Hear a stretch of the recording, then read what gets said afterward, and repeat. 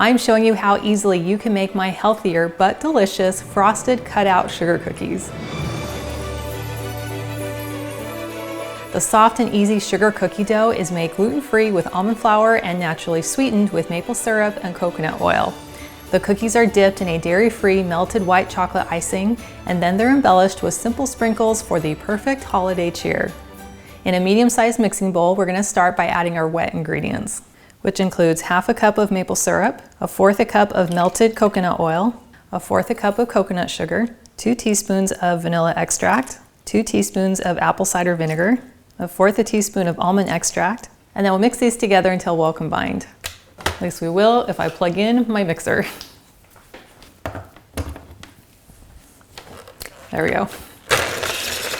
Now we can add our dry ingredients, which includes 3 1/3 cups of almond flour, half a cup of tapioca flour, and then I'm adding 1 teaspoon of baking powder, 1/2 teaspoon of cinnamon, and 1/2 teaspoon of salt. And then we'll mix these together till we have a very soft cookie dough. And for a little quality control test, tastes delicious too. And you'll know it's the perfect consistency if you can take a little ball of it and roll it in your hands without it sticking.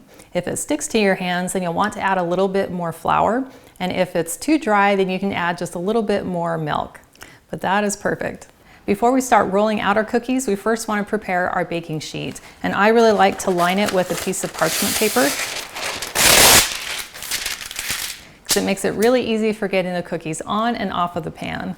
And a really great hack for rolling out your cookies without a big mess of flour is doing it between 2 pieces of parchment paper.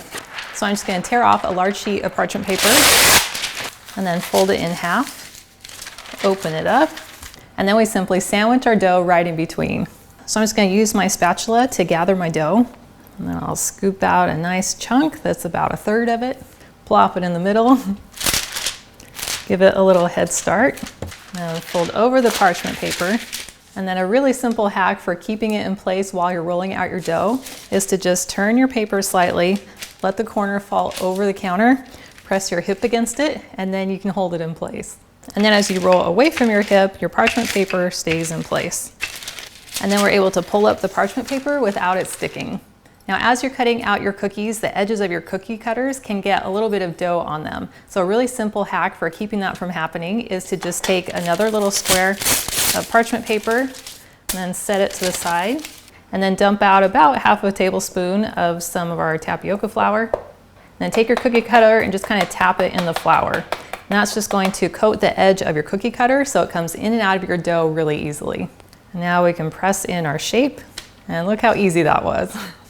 And then tap it in the flour again, and keep going until you've filled up your dough. And then once we've cut out all of our shapes, we can pull away the dough, lift up our cookie, transfer it to our baking sheet. Now, if you're in a warmer climate and you find that your dough is getting just a little bit tacky, go ahead and put it into your fridge or freezer for about 10 or 15 minutes, and that will help it firm up a little more. This tray is full and it's ready to go into a 350-degree oven for about 12 to 13 minutes, or just until the sides are starting to turn a really light golden brown. Here's a batch of baked cookies, and I took the tray out of the oven and then allowed it to cool on my counter. So these are ready to ice. I really like using white chocolate for this icing versus using powdered sugar in a royal icing. And there's a really great options out there for your white chocolate that can meet your dietary needs. And I really like using these Enjoy Life mini white chocolate chips because they are dairy-free as well as gluten-free. We're gonna melt down 1/2 cup of white chocolate chips. And we'll add 1 teaspoon of coconut oil. We're gonna microwave this in 20-second intervals. We'll take it out in between and stir it, and then put it back in for an additional 20 seconds until it's melted and smooth. So after 2 rounds in the microwave, our chocolate is nice and melted. I'm just gonna stir it for a minute until it's completely smooth. We want the white chocolate to be thinned out with a little bit more coconut oil because it's gonna make it easier to dip our cookies, and it will also make the coating a little bit smoother with a little less crack when you bite into the cookie. So I'm gonna add a 2nd teaspoonful of coconut oil and mix that in. So now it has a really nice runny consistency. It's very easy to color the chocolate any color you want, but a very important word of caution here. You must use an oil-based food coloring in the white chocolate. If you use a water-based food coloring, as soon as you mix in that food coloring, your chocolate is going to become very dry and crumbly, and it's not going to taste very good. But you can buy an oil-based food coloring and then you'll be just fine. I'll go ahead and add some green for our Christmas trees. That is so much fun. Well, that looks gorgeous. Now, before we dip our cookies into the white chocolate, we want to make sure we have our sprinkles ready, because once the chocolate goes onto the cookie, it's going to be very thin and it's going to dry pretty quickly.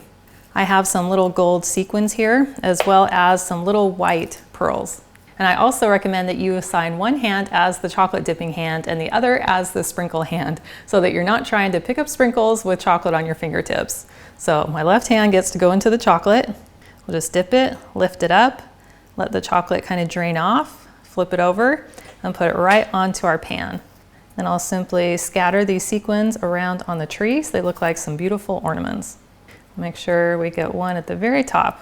And then for a subtle snow effect, I'm going to sprinkle on just some little white pearls. That's adorable.